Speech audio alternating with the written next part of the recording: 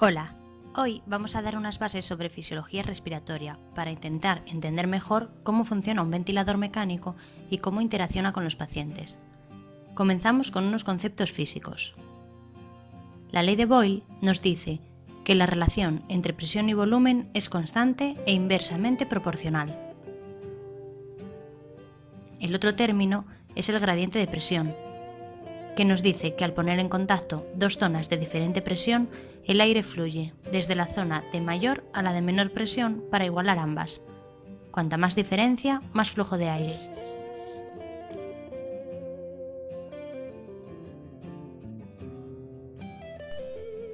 Veamos ahora. Tenemos dos recipientes, uno mayor que otro, y la misma cantidad de un gas. Sabiendo que la presión es el número de veces que las partículas de gas chocan contra las paredes, podemos deducir, según Boyle, que una disminución de volumen aumenta la presión y viceversa. Ahora vamos a ver cómo comienza la inspiración.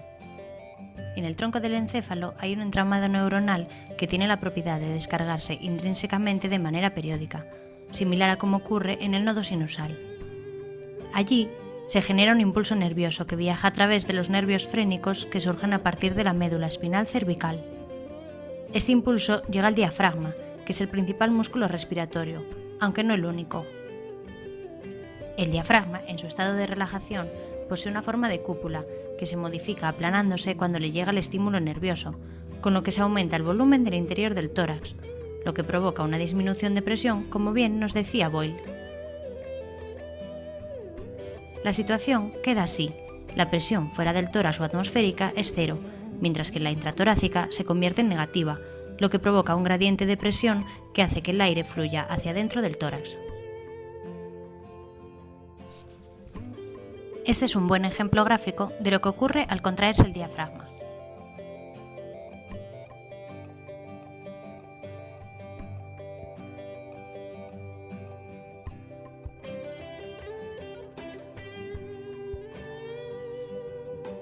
El gradiente de presión que se genera tiene que ser el suficiente como para vencer los obstáculos que se encuentra el aire.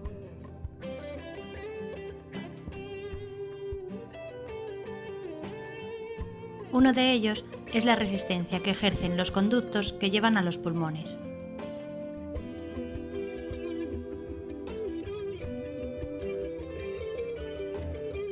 Y el otro es la capacidad elástica del conjunto que forman el tejido pulmonar y la caja torácica.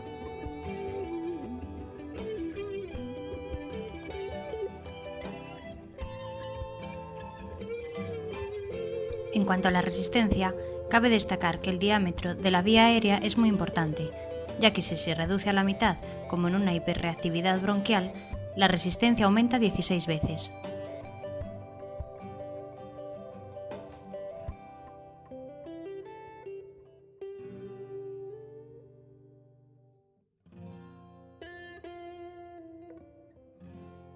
En lo referente a la ventilación mecánica, se utiliza el término compliance o distensibilidad, que relaciona cuánto se modifica el volumen pulmonar al ejercer determinada presión, siendo más distensible cuanto más se modifica el volumen.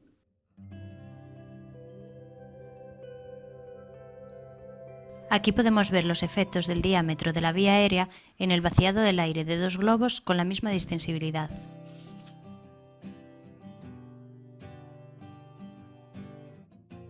Existen una serie de estados patológicos en los que se ve dificultada la entrada de aire.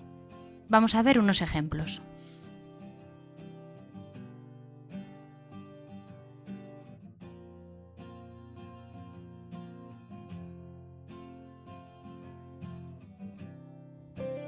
En el primero, podemos ver cómo el estímulo que va del centro respiratorio al diafragma tiene una cierta intensidad y frecuencia.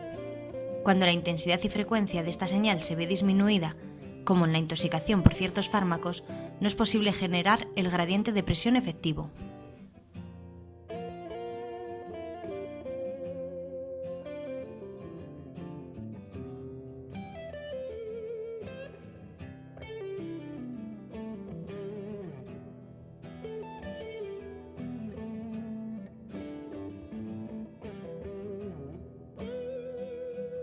También existe la posibilidad de que la comunicación que existe entre el centro respiratorio y los nervios frénicos esté interrumpida por un traumatismo que afecte a la médula cervical, lo que hace que la señal para contraerse no llegue al diafragma.